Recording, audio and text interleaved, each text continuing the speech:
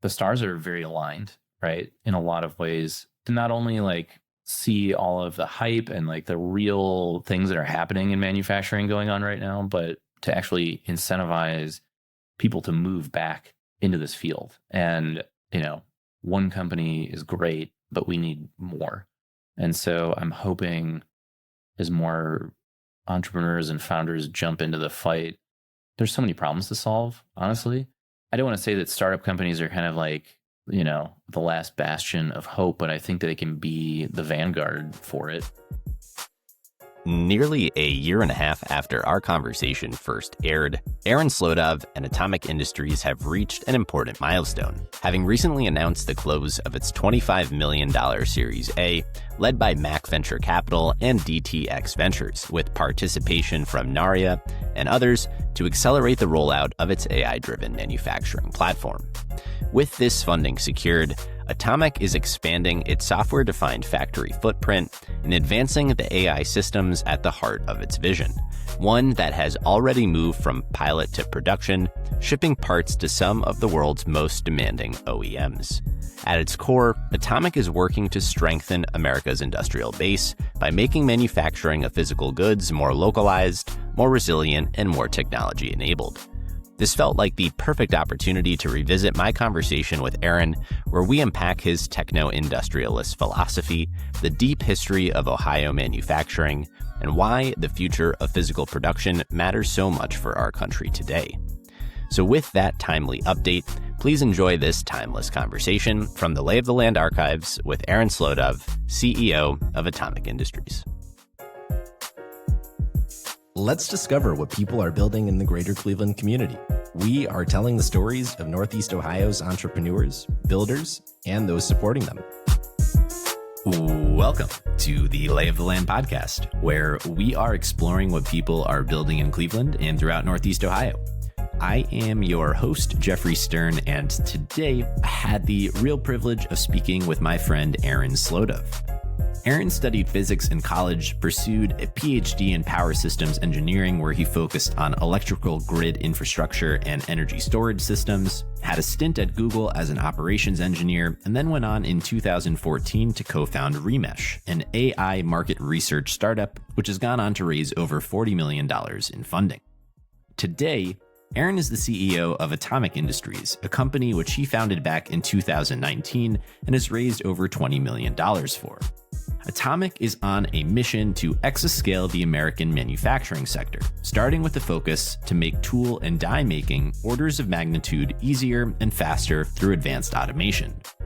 Through the lens of Aaron's underlying techno-industrialist philosophy, we will unpack what exascaling our industrial base even means, confronting the post-industrial myth and rich history of manufacturing in Ohio and throughout the Midwest, the opportunity for technology and implications of automation in building physical things, why more young, smart, ambitious people should consider careers in manufacturing and heavy industry relative to software as a service companies, the pursuit of Monozukuri, Atomic Industries' role to play in all of this, and a whole lot more.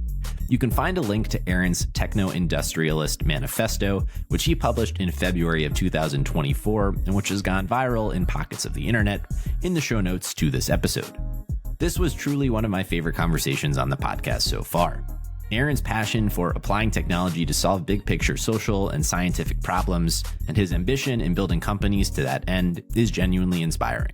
So with that, please enjoy my conversation with Aaron Slodov after a brief message from our sponsors. As a disclaimer to this episode, I am personally a small investor in Atomic Industries. Lay of the Land is brought to you and is proudly sponsored by Roundstone Insurance. Headquartered in Rocky River, Ohio, Roundstone shares Lay of the Land's same passion for bold ideas and lasting impact from our community's entrepreneurs, innovators, and leaders. Since 2005, Roundstone has pioneered a self-funded captive health insurance model that delivers robust savings for small and medium-sized businesses. They are part of the solution to rising healthcare costs, helping employers offer affordable, high-quality care while driving job creation and economic growth throughout Northeast Ohio. Like many of the voices featured on Lay of the Land, including Roundstone's founder and CEO Mike Schroeder, Roundstone believes entrepreneurship, innovation, and community to be the cornerstones of progress. To learn more about how Roundstone is transforming employee health benefits by empowering employers to save thousands in per employee per year healthcare costs, please visit roundstoneinsurance.com. Roundstone Insurance, built for entrepreneurs, backed by innovation, committed to Cleveland. So this may be the longest Slave of the Land podcast episode in the making. Probably over 3 years, but I think conversation well worth the wait. We've done it. So thank you for joining us here, Aaron. Absolutely. I think this is going to be a lot of fun. So I want to dive right into the heart of what you're working on, thinking on, and talking about most recently, which is techno-industrialism. This kind of powerful collision between technology and manufacturing to set, I think, the grand stage for a lot of what we'll unpack today with the work you're doing with Atomic Industries. And again, just thinking about more broadly, waging this war against stagnation in the world of atoms. So I'd love if at the highest level, you could just tell us what that is. What is techno-industrialism? So my definition of this is basically, how are we transforming two classically very distant fields, right? Technology and manufacturing are very much an oil and water kind of scenario. Yeah. This is a function of multiple things. I think you have crazy adoption curves because of, shifting demographics with people in heavy industry and manufacturing. The challenge that's also presented plainly is just that manufacturing is very challenging to do, right? Yeah. Many of the manufacturing processes that exist are not just something you can transform overnight. And they're also super capital intensive, and a lot of the tribal knowledge around, these different areas requires an immense amount of transfer to go from like one generation to another. So there's a lot of barriers, a lot of friction to do something like this. So yeah, I mean, building up capacity and tribal knowledge in these areas, right? Like merging technology with industry is something that I think we'll see a lot more of. But that's kind of like where my definition rests.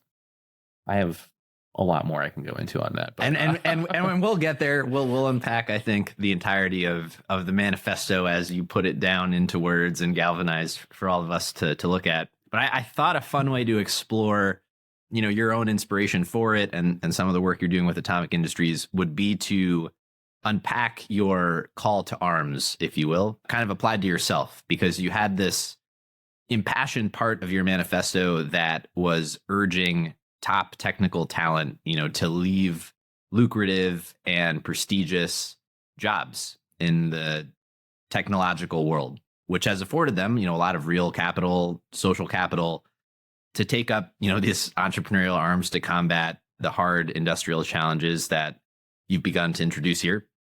But I'd love to hear how you heed your own counsel, in that regard, as you ultimately made that same shift. Yeah, I think the genesis for me really has been a very long path, right? I've always been pretty enamored with moonshot type thinking, in a lot of ways. And I guess I've never been super afraid to really get my hands dirty. And I've always loved to build things, but taking that to heart, going from working on kind of like physics in my undergrad and then shifting from that to going to Silicon Valley and like working, at a FANG company, and then getting exposure to real world projects like working in renewable energy and self-driving cars and software, and seeing the spectrum of like how all these things kind of, would play out in my mind and also in real life. And yeah, the world of atoms is always a longer, more arduous path. And maybe I'm just, a total masochist. I don't know. But there's something more interesting, inherently, right? Because I genuinely think when I'm on my deathbed, do I want to imagine having worked on like a SaaS product, or do I want to try to build and engineer something that literally pushes humanity further and forward, right? And I think you need that type of insanity to really dedicate yourself to something in this field, because it's really challenging, right? And it's it's not something that has the easiest and most apparent returns. So for me, I think, yeah, going through that whole process and then ultimately like starting Remesh, right, and going through the journey of building a SaaS company, right, it was fascinating. And ultimately, I just keep coming back to stuff like this. So I don't know. I think I'm probably ultimately just more attracted ultimately to doing things in the physical world. What drew you to entrepreneurship in the first place? I think in a lot of ways, I believe in, the agency that these types of endeavors grant you. And I know that that's not, a possible thing for a lot of people just trying to survive. That was me though, at some point, right? Like I genuinely don't think that the opportunities out there are just like calling at people. You really have to just like forge it yourself. And I'm pretty hard-headed about that in a lot of ways. And so a lot of times I would just suffer, right? And like probably needlessly. And I made my way through somehow. I think it's just kind of on each individual, there's no, I don't think there's like a grand framework for this stuff. Yeah. And I do genuinely think though that like, if you go through the gauntlet, basically, you can come out on top. It might take, 10 or 15 years to do it, and you might be struggling the whole time. But, ultimately, it's cool that we have, willpower and we can do this stuff ourselves. I don't know. It could sound like a really entitled thing to say stuff like that, because I just like, listen to myself say it. And then I actually think about how I didn't have help from, right, like my parents genuinely. And like I worked my ass off working like 2 jobs during school and like paid for it. And it took me like 6 years to get through undergrad, just because I was working so much to support myself. And I chose, really strange things to study in undergrad, and ultimately, took these jobs that brought me in different directions. I don't know. It's like, it's really fascinating. But yeah, for me, I think entrepreneurship is like a form of freedom in some way. You just really have to like put your head down. Yeah. Ultimately. Well, if you'll indulge the Remesh detour for a moment, what was the catalyst that drew you to wanting to pursue something at first in the world of bits? Yeah. So the kind of like moonshot thinking around Remesh was, we genuinely thought that we had come up with a new novel way to communicate and like facilitate communication with people. Yeah. Which I still think, right? Like there's no social platform on the planet that allows you to have a conversation with thousands of people on the other side of it. And it's like a fluid dialogue, right? I still think that's really novel and interesting. And I wanted to see that and push it to some like grand scale. Like one of our fantasies was always just, like having the president speak to 100,000 Americans and just have like an open dialogue. I mean, AMA. Right. But it would be this real fluid dialogue where 100,000 people could respond instantaneously to a question that the president asks. Like, it's kind of crazy. And I genuinely still believed in that. And that's why I went into working on Remesh, because I thought that we could push that into the world. And yeah, I mean, it's still, using Twitter as much as I do now today. Like, I genuinely think there's still like a huge opportunity for something like Remesh. There's a lot of noise in the world for sure. Yeah. So when you reflect on that, knowing the work you're doing now, was there a particular moment that opened your eyes to or catalyzed this desire to shift your focus to working in the world of atoms over bits? Or was it really this, end of life, regret aversion framework that, what inspired that?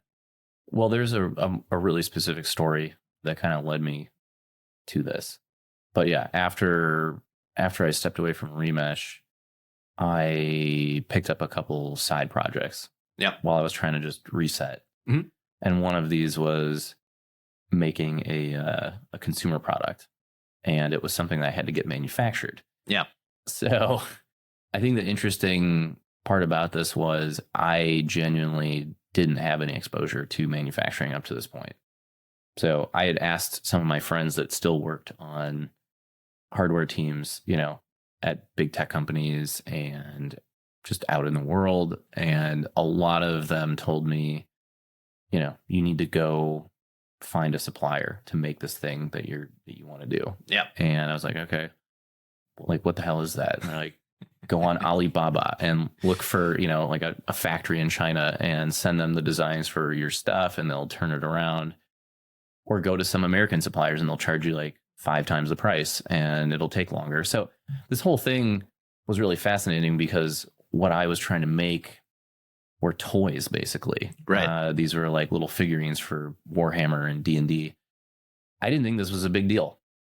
Right. They're stupid little figurines. I mean, it's a hobbyist item, so people expect them to be like high quality. They get really into it. But the way I wanted to manufacture them too, right? Like I wanted to turn more product more quickly than most of the legacy companies were doing. And I thought that was something that, like, why are people not doing this? Right. Why not? And I wasn't trying to make a venture company out of it. I was just trying to have fun and make some stupid consumer thing. And yeah, it made me want to like jump off a bridge. It was just crazy, like how much effort really had to go into, designing the product and then taking that design and translating it into something in my hand. So going through all of that, I kind of just stepped back after a while and, I tried conventional manufacturing and working with some of these suppliers. And then I was like, maybe I'll just do it myself. Tried some 3D printing and that sucked.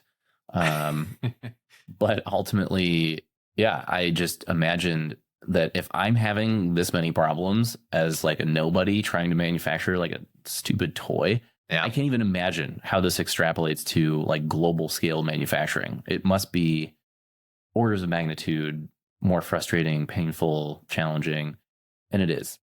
And it is. I mean, they obviously have much more process wrapped around it and it's very dialed in, but it's still something that's like extremely challenging and painful for everybody. Right. And is that line of questioning how you essentially kind of amplify the scope and ambition of what you're doing from, as you put it, kind of a toy and consumer goods to there's an opportunity to reindustrialize the American manufacturing base? Like how does that shift come in? Yeah. I mean, a lot of this is going back to that oil and water analogy. Yeah. Right. Like you really have to look at individual manufacturing processes and kind of like rip them apart and rebuild them in more efficient ways with more technology, basically.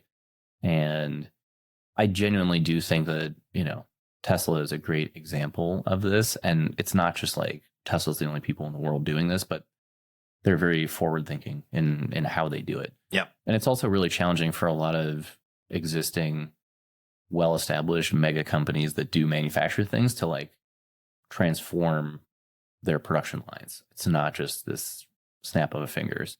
So I think looking at that kind of model where we really take the time to scrutinize different manufacturing processes, like especially ones that, hundreds of billions of dollars of goods go through to come into existence, are worth looking at and potentially worth, optimizing in a way where you can build a scalable company around that. And I think that you'll see more and more of this stuff as a function of the technology that exists today. And that's kind of where the idea came from in the first place, right? Like machine learning, robotics, different kinds of autonomy, material science, right? Like there's, a primordial soup of good things happening across the board that might actually make this job easier. Right. And so taking that kind of like last mover advantage type of mentality and applying it now, there's just so much opportunity because the markets are absolutely enormous and people are changing a lot of their attitudes about how technology can really impact this stuff. Some of that is a function of just witnessing more and more technology in the world, and some of it's also pressure from like a macro standpoint, right? Like a lot of companies are being forced to adopt and transform how they manufacture in today's, environment. So there's a lot of really interesting tailwinds, I think. Yeah. And I definitely want to touch on some of those, but I think now might be as good as any place to introduce Atomic Industries. What is it? What are you working on there? So, yeah, going back to the story of the figurines, basically what I learned through that was, to make these things, I needed to get a mold. Yeah. Right. Like what is a mold exactly? I mean, you have like a part that you want to manufacture, right? If you look around on your desk, a lot of this stuff is probably made in molds, but you need a reliable, consistent way to make a single part over and over again. Yeah. And there are different manufacturing processes to do that with different types of material, right? So with metal, you might stamp something, or you might machine it or cast it. With plastics, there's molding, right? You shoot liquid hot plastic into a metal cavity and put a lot of pressure on it, and it forms your part, and you open up the mold and pop out your part, right? Like there are all kinds of fundamental ways of making individual part geometries. And so the mastery around each of these different areas varies.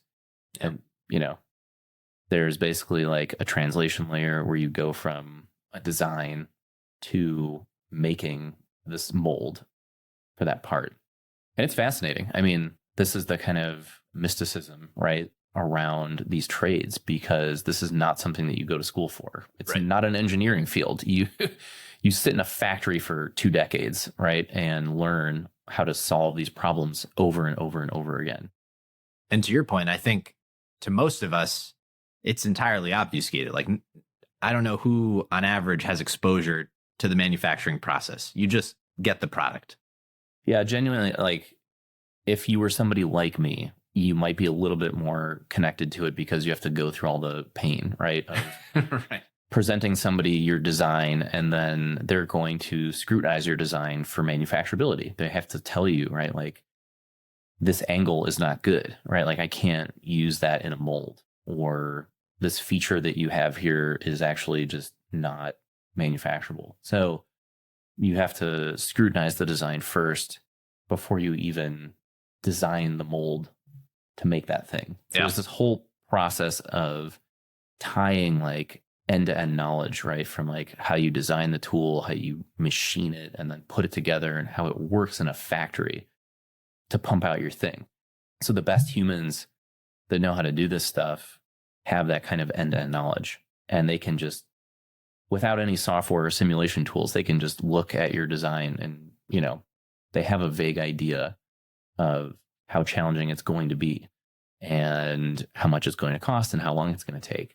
This is an analog to searching through in their brain, right? Like an open solution space for that target. Yeah. It's basically like, I can kind of string it together. My brain is not, like a end-to-end physics simulator or anything. I mean, like, it kind of is. We kind of have them in our brain. It's just loose, but their job is to do this like mystical translation job. So we think that we can actually teach machines how to do that faster, or at least once we teach a machine how to do it, we will be able to search through that space much faster. Yeah. And that's kind of the premise of what Atomic is basically, we respect and appreciate, the art and mysticism around a lot of these different fields. We just want to make the process more efficient, right? I don't think many people in this field, which is called tool and die making, would sit there and genuinely tell you with a straight face that they enjoy a lot of the like arduous, repeatable tasks that they have to do in the design process. There's, if we leave the highest creativity pieces and functions, right, to humans, that's okay.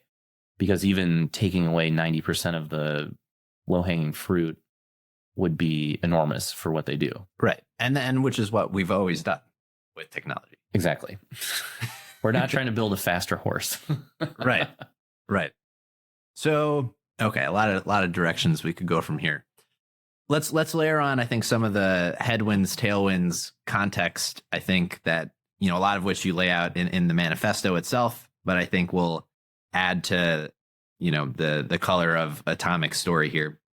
One of the things is, I think we could just actually layer in Ohio for a moment, because, knowing here we have this incredible history, right after the Civil War, you begin to see Ohio emerge, particularly around Akron, Cleveland, as arguably one of the greatest, industrial hubs, accounting for, I think, about half the world's rubber production. And then over the subsequent, decades through World War II, layering in oil, iron, steel. And then on top of that, the manufacturing layer and competency over that raw material base. This place became, a formidable production unit with the end-to-end knowledge that, you mentioned earlier. But obviously things have changed. And so one of the things I wanted to ask you about was, layering in your own historical context, but this idea of the post-industrial myth and what that is and how you've thought about it. Yeah. I mean, at the very highest level, I mean, you can you see a lot of evidence for it today in the news, right? And COVID highlighted a lot of this, where the supply chain sensitivities that we experienced and are currently experiencing were almost a direct result of that, right? Like, if you outsource enough of a skill set like that, it becomes less incentivized over time, and people obviously won't go into it, and that transfer of knowledge fails to continue. Yeah. And that's incredibly detrimental, right? Because the trade knowledge is basically all that matters ultimately.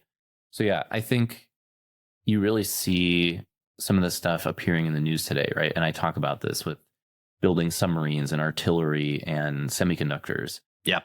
It's crazy, right? Like, there's a whole litany of things that we just literally don't know how to make anymore. And that's happening with the tacit, trade knowledge around manufacturing processes as well. So the more pronounced that becomes over time, there's naturally going to be, there's going to be a reaction to that, which is either going to come by way of trying to re-incentivize some of these trade skills very quickly, right? Right. And we're seeing that in semiconductors right now. So they build these giant fabs, right, in Columbus and in Arizona, and we don't have enough workers to work in them or even build the fab in the first place. They were trying to bring in Taiwanese people, right, to build the fabs in Arizona, and they got banned. So we're trying to green light them and get them in to help build those things. But even Intel right now has a 1-year training program basically for technicians to work in their fab, to just blast people through really quickly. Yeah. So it's really fascinating, because when you think about how much time it takes to accumulate and build up trade knowledge, and we're kind of at a global minima almost in a lot of ways, because we've hollowed out so many of these different, areas of trade skill. So yeah, losing and forgetting how to make things and actually how to build things it's terrible, because we ultimately need physical products, right? We are an industrial society and we can't escape that. That's the whole idea, is you can't just not, pay attention to these types of things. And that also speaks to just where all the incentives ultimately went, right? Yeah, getting a software engineering job at Netflix used to be great, at least, right? Right. Where are the smartest young people going to work? Yeah. It's challenging, because you have technology drawing people to these very shiny things, right? And the compensation is obviously amazing. And same thing in finance, right? Are these things a net positive for society in the face of, right, this diminishing kind of stagnation in the physical world. And so this is something that a lot of people have obviously argued for a long time. Yeah. But eventually it's really going to be painful. So I think I obviously am biased about this, right? But I want that to go more full into swing right now, because these problems fundamentally are much more challenging than things in like computer science and finance, right? They're not highly incentivized today, but we can make them something like that, right? And I think, yeah, in a fundamental way, having a common enemy to unite against, right, is this theme that's easy to like galvanize people around. And so if that stagnation is something that we can actually rally around, right, and fight against, I think that we can create the kinds of incentives that draw people like that in. I mean, on a very small scale, I have a pretty crazy amount of people that apply to our company, right, that come from all kinds of amazing areas in technology. And they're fascinated with these problems because they're so hard. Well, and part of it, I think, is that, but I think you've also been able to articulate what this common enemy is in kind of a succinct, clear, thoughtful way at the same time. It's like a beacon for people who are, wanting to perhaps work on something that they think matters like this, but don't maybe know what the options are. Yeah, it's definitely challenging. And I think a good amount of people have an innate, desire almost to want to build something with their hands, right? It's just not every day you get a chance to really merge both of these fields together. So I think that's why it's kind of a really interesting, unique time. Lay of the Land is brought to you by Impact Architects and by 90. As we share the stories of entrepreneurs building incredible organizations in Cleveland and throughout Northeast Ohio, Impact Architects has helped hundreds of those leaders, many of whom we have heard from as guests on this very podcast, realize their own visions and build these great organizations. I believe in Impact Architects and the people behind it so much that I have actually joined them personally in their mission to help leaders gain focus, align together, and thrive by doing what they love. If you too are trying to build great, Impact Architects is offering to sit down with you for a free consultation or provide a free trial through 90, the software platform that helps teams build great companies. If you are interested in learning more about partnering with Impact Architects or by leveraging 90 to power your own business, please go to ia.layoftheland.fm. The link will also be in our show notes.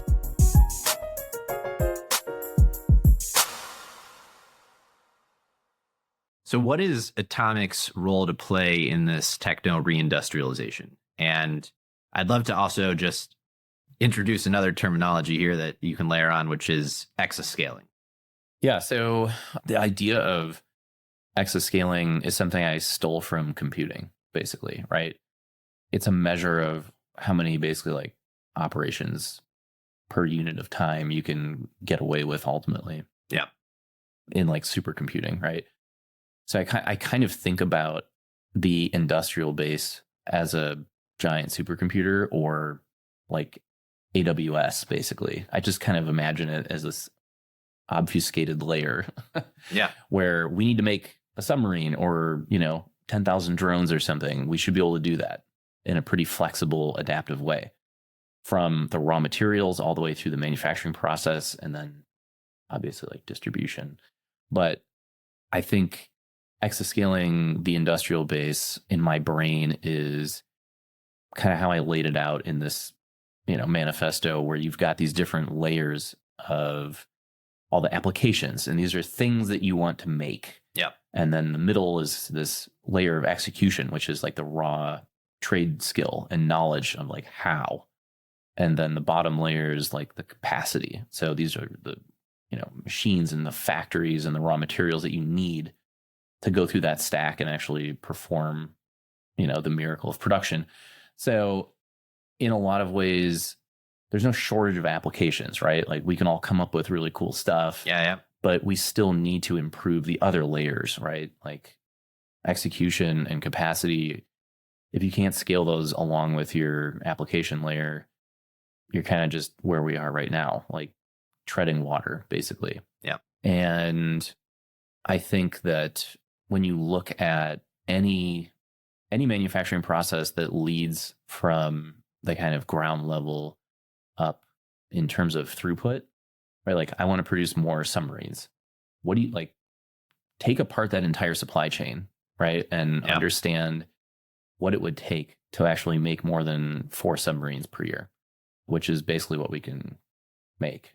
Where, there are probably hundreds or thousands of different suppliers attached, right, to like make all the different componentry, not to mention like the design and simulation that goes into those things too. But it's crazy because if you silo them all into different buckets, like they can all be optimized in some way. Right. And this is what happened in World War II as well, right? Like, obviously things were more simple in terms of like their bill of materials, right? Like, a Columbia class submarine has 2.5 million components and it takes 14 years to design. I don't think that ships during the World War II era were at that level of complexity. So you've got this kind of function of complexity as things increase over time. Is that actually matching, the manufacturing process on the other end of it? And we really only have like 2 companies that can make submarines now. But again, going back to your question, I think the way that we see ourselves positioned in this and like what exascaling really means is taking a tech-enabled approach, right, to improving and optimizing the foundational layer of manufacturing processes that are required to make all this stuff. Yeah. So am I just like a glorified part maker, or can we actually apply these kinds of techniques to other manufacturing processes as well? That's kind of a question that's, TBD over the next 5 to 20 years, basically. But I think that it's something that we can measure, which is why I like the idea of exascaling. I mean, capacity and throughput of the industrial base is something that's measured by economists in general. I just think that we can probably do a better job at pushing it. So, yeah. So if today we're, treading water, as you say, and what needs to happen for exascaling to come to fruition, and what specifically is Atomic Industries working on in pursuit of that? So I'm going to answer the second part first. So for tool and die making, right? Like, this is a pretty classic problem in production. You want to make a new car model, or a new toothbrush or deodorant, whatever it is. Yeah. You ultimately, like, the product development life cycle goes from market research all the way down through, the physical design of the components to ultimately hitting the manufacturing, where you have to go through the same process, right? Where you like study the feasibility of the design itself for the manufacturing process. And then you sign off on that, start designing like the tooling for these different parts, and then they go into production ultimately. And then, if you're a car, you have to obviously assemble all of these parts together into your final vehicle. If it's a deodorant, you still have to kind of assemble that too. Yep. You make the, the plastic container, and then you shoot the goo into it and it becomes deodorant, toothpaste, whatever. It's all, everything is really fascinating when you kind of look at it in that light. So for us, we want to help people go from, the design through tooling and actually getting into production vastly more rapidly. And the idea behind that is that you need tradespeople, right, to take your design and go through that mystical, arcane process to come up with the tool. Yeah. And then ultimately reach production. So if we can make that, 1 or 2 orders of magnitude faster, you can literally accelerate all manufacturing across many different domains. I mean, there are plastic parts, right? But you can also apply a lot of this stuff to different areas of manufacturing that use tool and die making, which would be, right, like high pressure die casting for aluminum components. You've seen like the gigacast, right, in a Tesla factory. Yeah. So that's die casting basically, and then stamping, like sheet metal stamping out parts for cars or airplanes and things like that Forging is another one, right? There's a crazy, Cleveland has like one of the largest stamping presses in the world here that does, wing structures for the F-35s made out of like titanium. It's crazy. Yeah. But you need like an engineered die to do that with. And so I think we can vastly, accelerate manufacturing processes. And so that's kind of how we see ourselves, as improving the speed of going from design to production, basically. On the talent piece, I think we've kind of loosely outlined, there's a generational challenge that we're about to face, where this, traditional knowledge embedded within, people's experience and heads won't translate to the next generation. On top of the fact that, we haven't tapped into this latent desire people maybe have to build things with their hands, although it's there, but the younger generation is not going into manufacturing. How do you address this? Yeah, I mean, so this is kind of the idea behind really trying to drive incentives in this direction. Yeah. So you have, Tesla and SpaceX and this big movement happening in like aerospace and defense, right? Where people can see this stuff happening on a regular basis. I mean, I don't even know how many Falcon launches there have been. I think like almost 100. Yeah. 96 or something like that. It's crazy. It's a lot. It just become like the hedonic treadmill, right? It just becomes regular all of a sudden. And you're like, we're actually reusing and landing rockets now. It's very cool. All the time. I think that is just human nature, honestly. But more and more people are getting psyched about that kind of stuff, right? And I think startup companies, technology companies are very interesting, like purpose-built vehicles that are made to scale around like a single problem. And so what I'm excited about, at least, is seeing more companies enter into this space. We obviously need to prove that they are scalable and like get them to these states where they can become very large tech companies, right? Yep. And attract more people, more resources, more talent into them. And this, like, the whole idea, I think, is that, the Overton window is very squarely, positioned over this right now. Yeah. Where not only like policy can be reshifted and reoriented to support stuff like this, but a lot of capital in the world is looking at this space right now. So honestly, the stars are very aligned, right? In a lot of ways to not only like see all of the hype and like the real things that are happening in manufacturing going on right now, but to actually incentivize people to move back into this field. And, one company is great, but we need more. And so I'm hoping as more entrepreneurs and founders jump into the fight, there's so many problems to solve, honestly. Yeah. I don't want to say that startup companies are kind of like, the last bastion of hope, but I think that it can be the vanguard for it, right? Like leading the charge in this stuff. Yeah. And I don't want to keep going back to Elon's companies. It's like he's really doing that in a lot of ways, whether you love him or hate him, right? Like he's out there building gigafactories literally like all over the world and being able to demonstrate the reduction in like the footprint of these factories while improving their efficiencies, right? Yeah. As time goes on. The ephemeralization, doing more with less. Yeah. I mean, like, and that's honestly some of the highest level examples of this that we have today.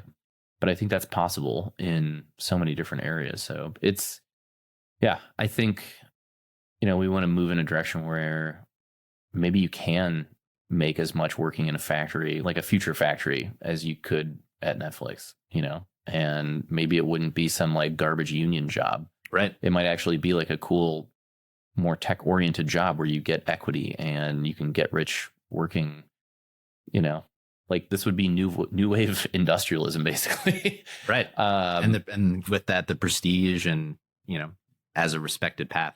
Yeah. As you made this transition yourself, and ultimately, I think in an attempt trying to recruit others to do the same, What did you find in reflection were the most transferable things you learned at Remesh, from this world of bits and software that apply and you can leverage with Atomic? And where does that, transferability stop, and how do you address that delta? Well, yeah, I think one of the most fascinating things with at least my, my mutt pedigree, if you want to think about it like that, like my path, is how much of the culture of Silicon Valley and like technology I've scooped up. Yeah. And, you obviously just get to like make your own culture ultimately, but rebuilding the culture of manufacturing with that is pretty fascinating. I think in a lot of ways, some of my peers that came before Atomic, right? Like that was a classic interaction that broke down and failed in a lot of ways. Like getting, some of the best machinists in the world to work at a tech company. They're like, what the hell is this? Like what's Trello? Or I don't know, like, why do I have to have a laptop and like, a phone and use Gmail, and like, why are you trying to text me on Saturday? There's like, and don't get me wrong, like people in manufacturing, like they grind really hard. It's just they're different worlds colliding. So I think it's really fascinating to get them overlapping and aligned. And a big part of that is really building something that in a lot of ways like converts them into believers in technology. It's not that they don't care about it or anything, right? It's like if you try to do what we're doing like 10 years ago, even a lot of people in manufacturing probably would have just laughed you out of a room or not taken it really very seriously at all. Right. And that literal cultural barrier has held back tech and manufacturing for a long time, because a lot of people probably just assume that, people from tech are just trying to build like a dashboard or a piece of software that's trying to make some other aspect of the manufacturing process like more efficient. When in reality, they're really just like, all they care about is when they start cutting steel. Right. To me, it's really fascinating because to your point about the Overton window, like I think there's a reason it's within it now, because there's this confluence of all the macro things we're talking about so far that is like, well, the common criticism of Silicon Valley is like, well, what has it done to actually improve my life? I mean, we're at a point now where we're talking about banning social media overall, and we face this, wake of what happened throughout the pandemic. And I think there's a recognition that we have to actually, maybe do something about it. Yeah. Yeah. I think a lot of people are kind of waking up to that idea, and it's, like the market and the timing of the downturn, right, are also really fascinating when you're talking about stuff like this, because I think people look at that and they're like, wow, maybe the party's over now. I don't know. I mean, we had a crazy bull run for a long time, and a lot of people make fun of, this like ZERP era of companies that just popped into being, basically, right, with hardly any oversight at all. And some of it's highly questionable, right? But inherent in what you're doing, and at least the vision you've painted, is optimism. I would say so, yeah. And real world value.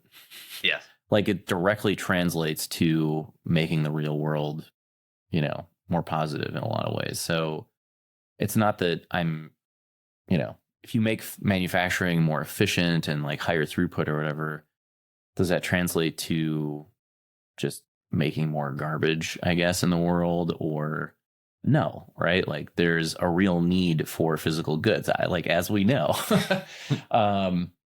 And I think that you will have, it's all very cyclical, right? Like if you look at how manufacturing works, there's the supply and demand levels always fluctuate. The steady state of demand for any good is, questionable, I think. But one thing is pretty certain, though, is that manufacturers want to have more flexibility and agility when they make something. So, yeah, ultimately having that real world impact and very tangible value chain, I think, is just more meaningful, honestly. Maybe ultimately AI will just literally automate away the business layer, right? And SaaS companies can just kind of be this automated function, and that would be great. But ultimately, this is where post-industrial society really goes, right? It's Right. like you want to think about like the worlds of Blade Runner and Star Wars, right? Like, yeah, people are using computers and terminals and things, but there's also like cities are mega scale, and you've got, starships and things like colonizing other worlds and stuff. Like, how do you get there from where we are, right? It's industrialism. It's not more software, basically, even though you still need software to guide a lot of these processes. So that's kind of, I know that's a giant leap, but yeah, I think it really takes, the ultimate successful marriage of technology and manufacturing to get to something like that. Yeah. Well, I think you've alluded to what I want to ask about next from this perspective of, avoiding end of life regrets. But what does success mean to you in the context of all of this? I mean, ultimately, in a real quantitative way, it's just demonstrating, the optimization of this manufacturing process that we're doing. So Yeah. if we can prove, very scalable unit economics and being able to refine and improve them over time, just very analogous to like Tesla's model, I think that's a win, right? And if you can do that across other areas of manufacturing, that's huge. And that all adds up into this like idea of exascaling, basically. And we need it in every different area, right? I could list off 1,000 different things right now that I would love to see that happen in. But yeah, for us, that's at the end of the day, being able to prove out what we started, right? I mean, like, that's it. Yeah. That makes sense to me. Well, I'll ask then, why have you opted to, I think, be more public with the thesis, itself and the vision more generally for techno-industrial optimism? Why write a manifesto?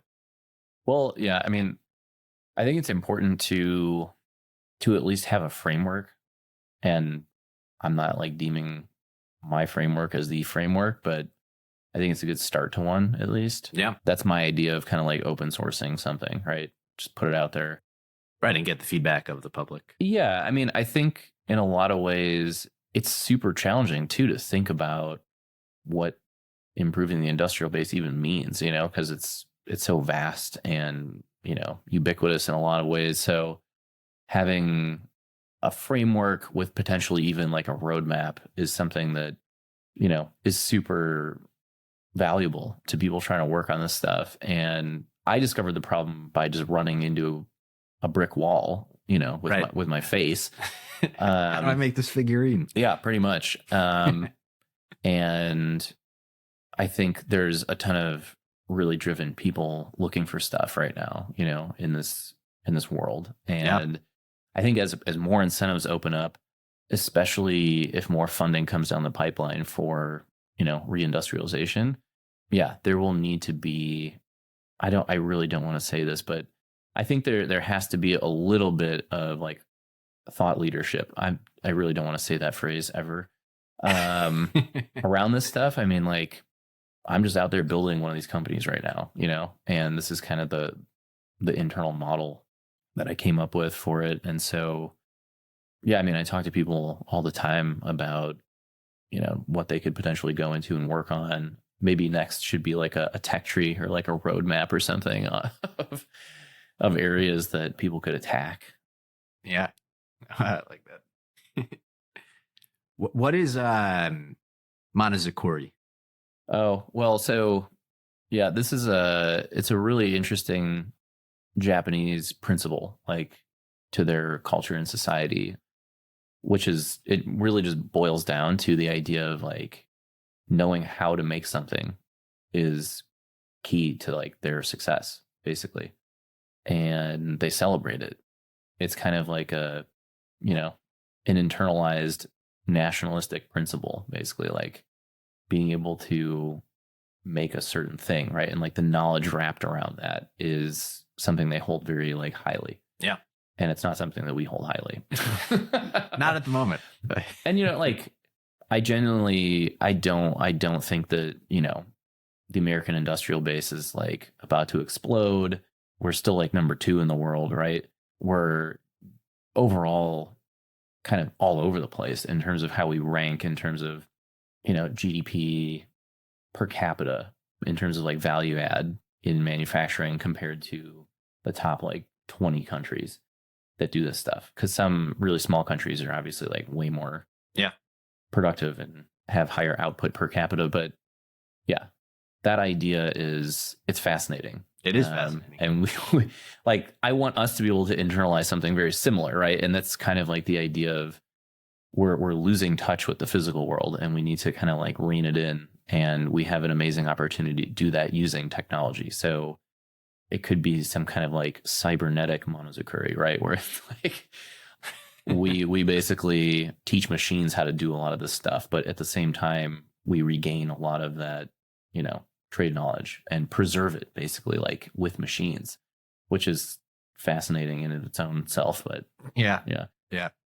Well, there's still so many things I could ask you about. I want to ask though, is there something particularly important that we haven't talked about, you know, in your analysis of what you're working on at Atomic, the kind of more macro level thing that you would want to introduce here or call attention to?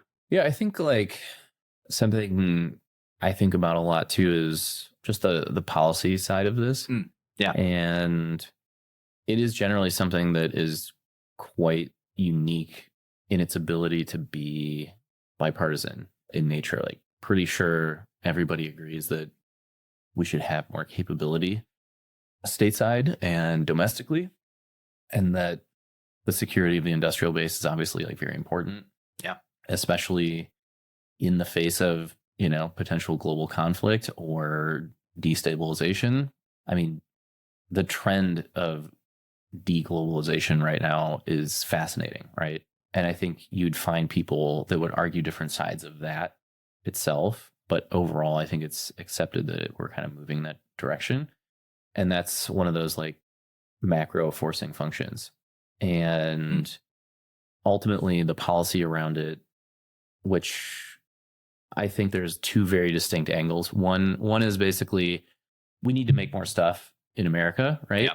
I have a great company or idea kind of like at that application layer, right? I want to make a new drug or a drone or whatever it is. Like, are the incentives there for me to spin up a factory and start producing more stuff? Yeah. A lot of times from the capital risk perspective, the ROI is very questionable, right? Like on paying for somebody's factory. So having the ability to spin up more like physical capacity is a big component of that when you are kind of sitting and waiting at the application layer, like to scale. Yeah. That also calls into question whether or not there are enough people once I build the factory, right, to work in it and help me make more of these things that I want to make. Right. A la like semiconductors, right? Right. Like to your point about Intel. Yeah. So that's a fascinating conundrum, but you still need, you know, you need to either train people really quickly or accelerate how they're trained. So if you can somehow condense trade knowledge and go from like a 10-year time span to a 1-year time span, right? Like, that's massive. How do you do that? Is that something that, you know, do we use like these LLMs or some type of AI to regurgitate or kind of like to be an aid for you to like learn faster? I mean, we have a natural learning rate as humans, right? So you can only make that go so fast. Yeah. And you want to make sure that to get off the ground, right, like that escape velocity for trade, whatever trade it is, you can short circuit it somehow through like any kind of technology. So there's a ton of really fascinating ideas there. And the other side of this is that, yeah, we know that machines are expensive, right? And factories are not generally the greatest investments. And it's hard, right, to make good margins on CapEx heavy businesses. So what about like the other side of this, which is how do we actually improve the factory, right? Like maybe it doesn't have to be that bad. There's a natural physical limit, right, to how much machines actually cost and what their throughputs are and energy and all these other real world, problems when you put it together. But we don't really focus on that either, right? Like this is why the optimization of different things in manufacturing is fascinating, because you can, you can make them better and you can make them more scalable. And this is why I like the analogy of AWS, right? When Amazon first came out with that, there was basically an explosion of software companies because now they could just build on top of, Amazon. They took away all the complexity of like setting up your own servers and all that stuff. And I really think that we can do that for the physical world in a lot of ways. I don't know. You've probably seen what an Amazon, what like AWS dashboard looks like and how many services they offer. It's really crazy. It's a lot. Yeah. There's literally a lot of hundreds of things that AWS does for a company. And like, it's very similar in manufacturing. So it's this real hairy problem, but over time, that's kind of what we need to do. We need to AWS-ify the industrial base. Right. I mean, it's to such a degree that, one of the best framings of AWS that I've heard is it's basically a tax on software and the internet at this point. Basically, yeah. But arguably a productive one. Yeah. Well, right. I mean, that's why, Sam Altman and other people think like pretty soon you'll see companies that only need like two or three people and they're just $1 billion companies that are pure software, right? Can we get to that kind of level with physical hardware companies or manufacturing companies, right?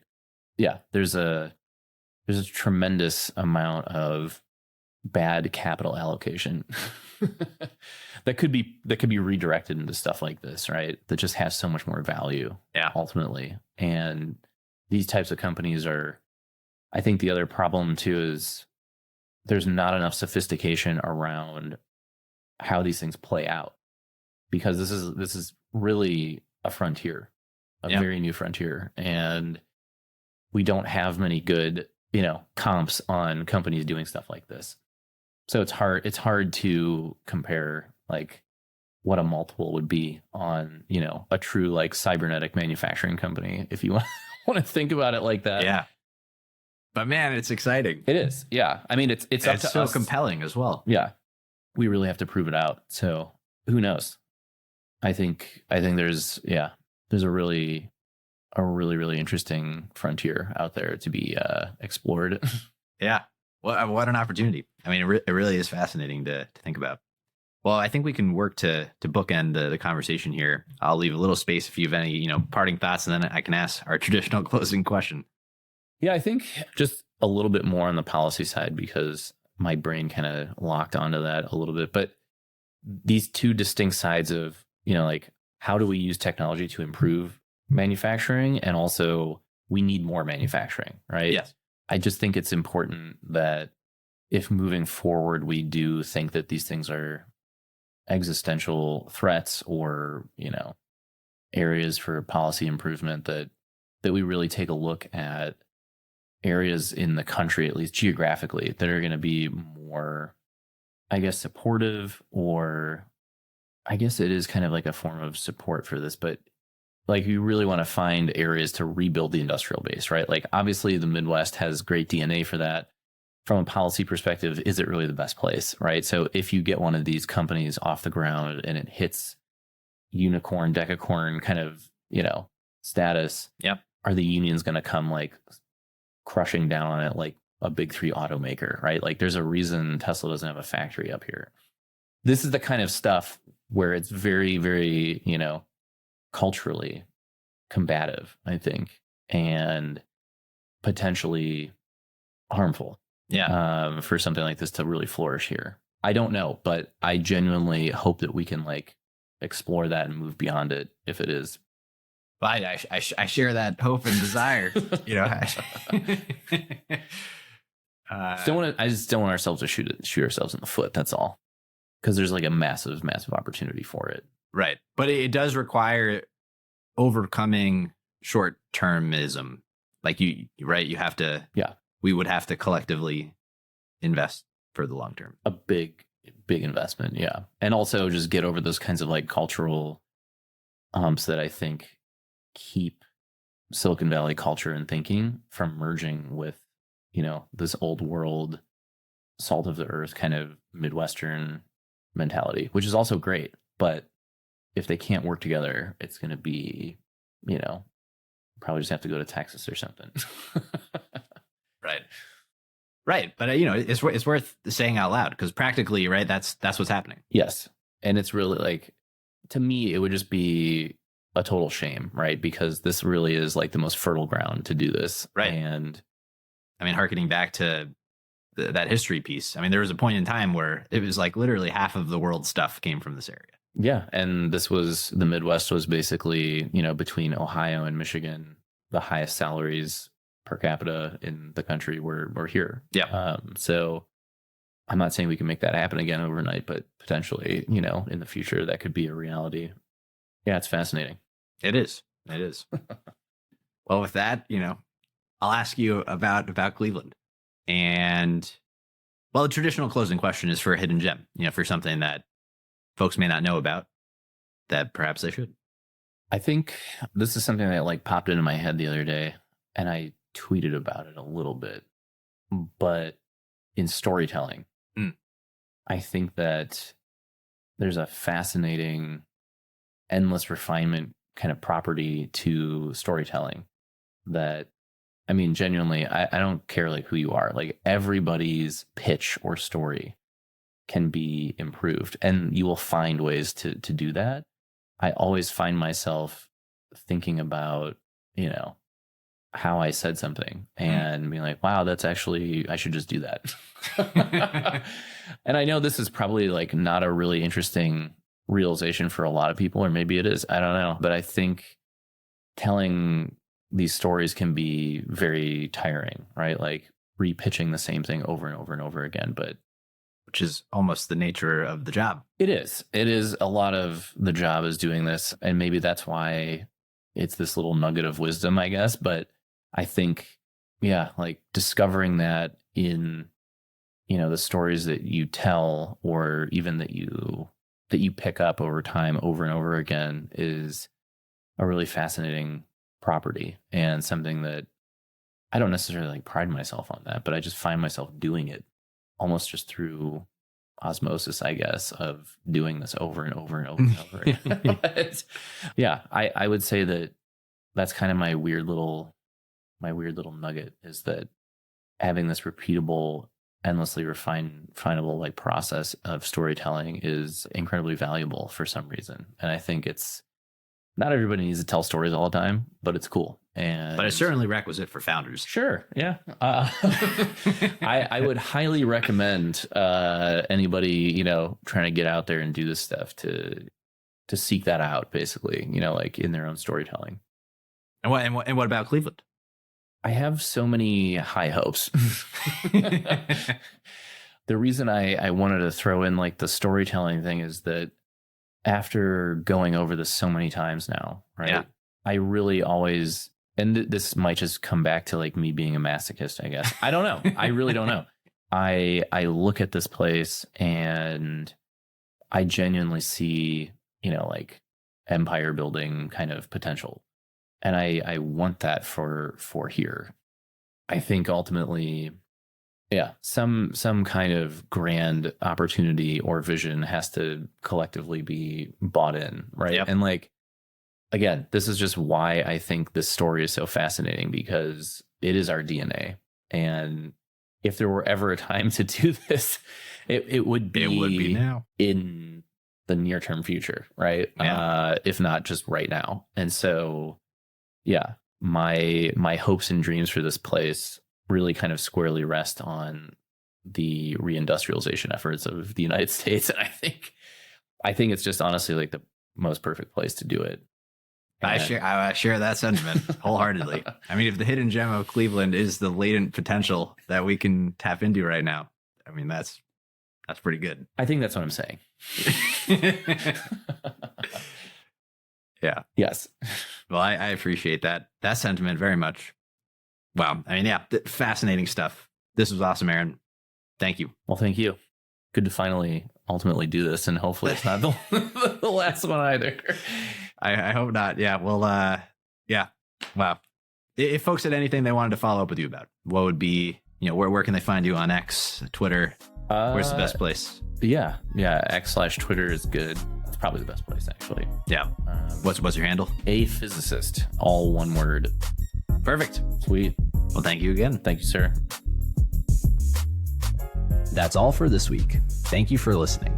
We'd love to hear your thoughts on today's show. So if you have any feedback, please send over an email to jeffrey@layoftheland.fm or find us on Twitter @podlayoftheland or @sternjefe, JEFE. If you or someone you know would make a good guest for our show, please reach out as well and let us know. And if you enjoy the podcast, please subscribe and leave a review on iTunes or on your preferred podcast player. Your support goes a long way to help us spread the word and continue to bring the Cleveland founders and builders we love having on the show. We'll be back here next week at the same time to map more of the land. The Lay of the Land podcast was developed in collaboration with the Up Company LLC. At the time of this recording, unless otherwise indicated, we do not own equity or other financial interests in the company which appear on this show. All opinions expressed by podcast participants are solely their own and do not reflect the opinions of any entity which employs us. This podcast is for informational purposes only and should not be relied upon as a basis for investment decisions. Thank you for listening, and we'll talk to you next week.